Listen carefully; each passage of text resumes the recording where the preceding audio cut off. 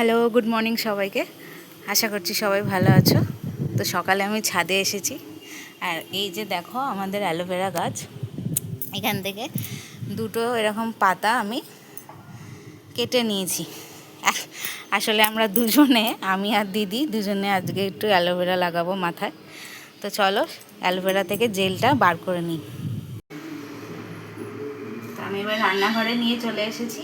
তো এই যে পাতার কাঁটাগুলো এই সাইড থেকে এগুলোকে ছুরি দিয়ে হালকা হাতে কেটে নেব।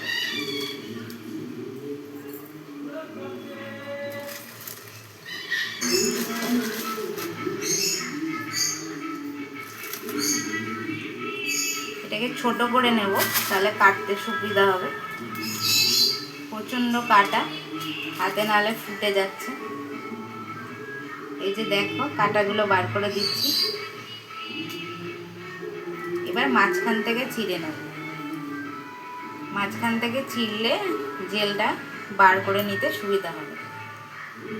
এইভাবে কেটে নিলাম। এবার আমি ছুরির সাহায্যে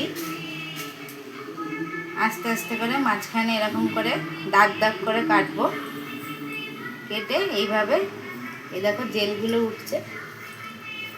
এই জেলগুলো যেগুলো বেরোচ্ছে সেগুলো আমি একটা বাটিতে জড়ো করব।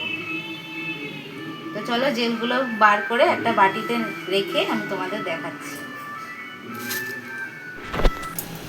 এবারে দেখো তোমাদের দেখিয়ে নিচ্ছি, পাতার থেকে পরিষ্কারভাবে জেলটা বার করে নেওয়া হয়েছে।